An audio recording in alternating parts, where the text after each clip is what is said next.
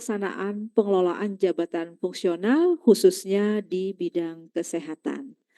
Dan dari pertemuan ini juga menjadi dasarnya adalah berdasarkan surat edaran dari Dirjen Tenaga Kesehatan yang tadi sudah kami sebutkan. Dan di sini di dalam surat edaran tersebut mengatur tentang ketentuan pengelolaan jabatan fungsional itu sendiri yang meliputi pembinaan jabatan fungsional di bidang kesehatan, pengangkatan pegawai negeri sipil ke dalam jabatan fungsional bidang kesehatan, termasuk pengangkatan pertama maupun perpindahan jabatan dalam jabatan fungsional bidang kesehatan, penetapan kebutuhan atau formasi jabatan fungsional di bidang kesehatan, uji kompetensi jabatan fungsional di bidang kesehatan, penilaian angka kredit dan pemantauan, pengawasan, serta pembinaan jabatan fungsional di bidang kesehatan. Nanti Bapak Ibu sekalian dapat mendownload surat edaran tersebut di peranala yang tertera di dalam paparan ini. Ya, lanjut.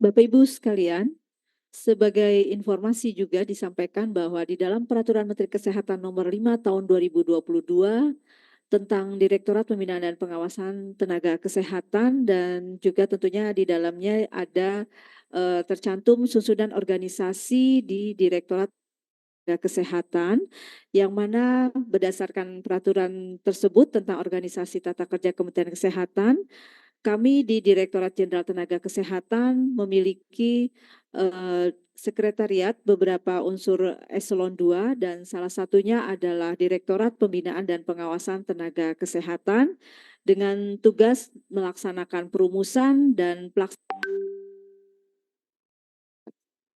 penyusunan norma, standar, prosedur, dan kriteria, bimbingan teknis dan supervisi, evaluasi, dan pelaporan di bidang pembinaan dan pengawasan tenaga kesehatan.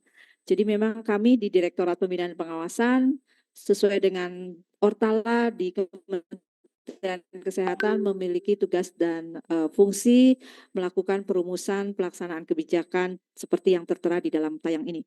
Selanjutnya, di dalam pengawasan kami selaku unit pembina di dalam jabatan fungsional juga melaksanakan tugas-tugas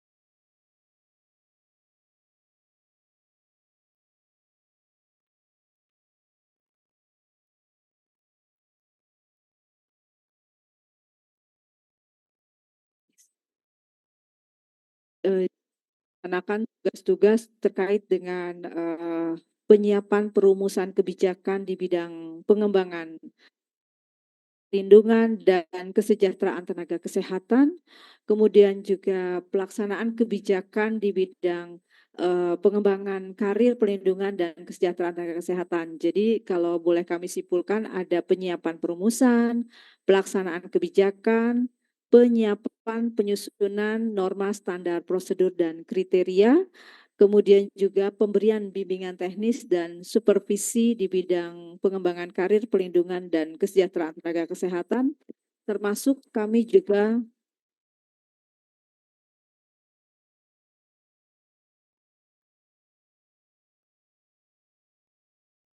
melakukan pengawasan dan penyidikan terkait dengan pelaksanaan kebijakan di bidang tenaga kesehatan, di samping melakukan pemantauan, evaluasi, dan pelaporan serta pelaksanaan urusan administrasi di Direktorat Pembinaan dan Pengawasan Tenaga Kesehatan. Kami juga diamanahkan seperti yang tertuang di dalam PP nomor 67 tahun 2019 tentang pengelolaan tenaga kesehatan bahwa di dalam bab 5 dinyatakan terkait dengan pembinaan dan pengawasan tenaga kesehatan, pasal 91 juga dinyatakan pemerintah pusat dan pemerintah daerah melakukan pembinaan dan pengawasan kepada tenaga kesehatan. Jadi di sini kami diperkuat juga terkait dengan peran kami selaku Direktorat Pembinaan dan Pengawasan Tenaga Kesehatan.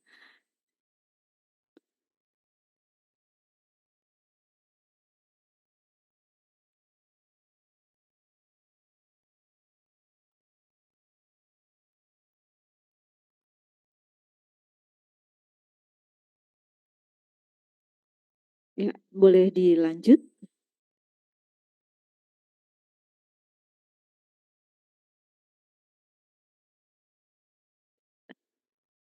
Baik, Bapak Ibu hadirin sekalian, terkait dengan pembinaan untuk 30 jenis jabatan fungsional bidang kesehatan dilaksanakan oleh kami di Direktorat Pembinaan Pengawasan Tenaga Kesehatan itu dituangkan di dalam keputusan Menteri Kesehatan, yaitu tentang penetapan kami selaku unit pembina jabatan fungsional di lingkungan Kementerian Kesehatan, di mana kami harus melakukan pembinaan, pengawasan terhadap 30 jenis jabatan fungsional bidang kesehatan, tidak hanya di lingkungan Kementerian Kesehatan, tapi juga seluruh kementerian yang menggunakan atau menjadi pengguna dari tenaga-tenaga kesehatan.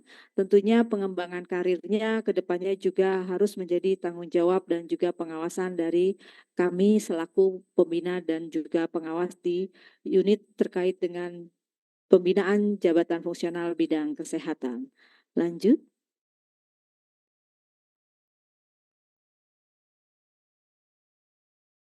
Dalam peraturan pemerintah nomor 17, kami juga mendapat tugas terkait dengan tugas dari unit pembina, karena di dalam perubahan atas PP nomor 11 tahun 2017 ada 19 tugas selaku unit pembina jabatan fungsional.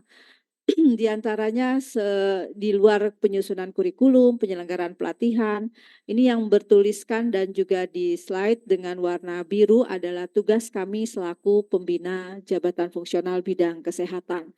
Jadi ada menyusun pedoman formasi, menyusun standar kompetensi, menyusun juklak daknyunis, menyusun standar KHK dan pedoman penilaiannya, termasuk juga menyusun pedoman penulisan KTI yang inovatif. Di samping juga menyelenggarakan uji kompetensi, melakukan sosialisasi petunjuk pelaksanaan dan petunjuk teknis dari jabatan fungsional tersebut, khususnya bidang kesehatan, mengembangkan sistem informasi, memfasilitasi pelaksanaan tugas pokok, memfasilitasi pembentukan organisasi profesi, memfasilitasi penyusunan dan penetapan kode etik profesi dan kode.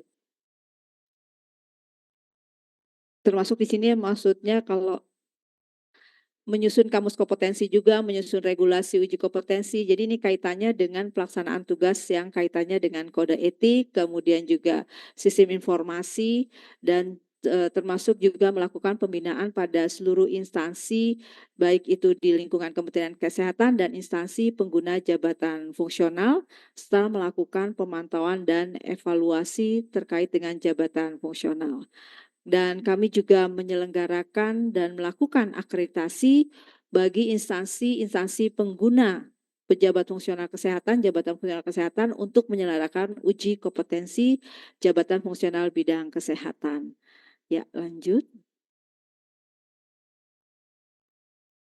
Bapak Ibu hadirin yang kami hormati, ini yang bisa kami sampaikan juga bahwa kami dari data BKN per Juli 2023 sudah terinformasi ada 425.448 pejabat fungsional bidang kesehatan dari 30 jenis jabatan fungsional kesehatan yang tersebar baik di lingkungan kami Kementerian Kesehatan atau Dinas Kesehatan dan juga kementerian lembaga lainnya yang memang ada pejabat fungsional bidang kesehatan di dalamnya.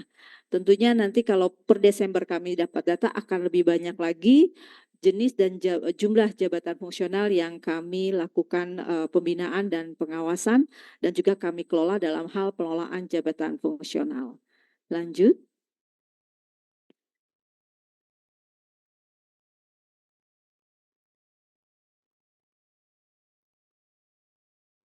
Bapak Ibu hadirin yang kami hormati, arah kebijakan dalam pengelolaan jabatan fungsional tentunya ke depannya juga mengacu kepada dua regulasi ini yang semula kami mengacu kepada Peraturan Menteri Pendayagunaan Aparatur dan Reformasi Birokrasi Nomor 13 Tahun 2019.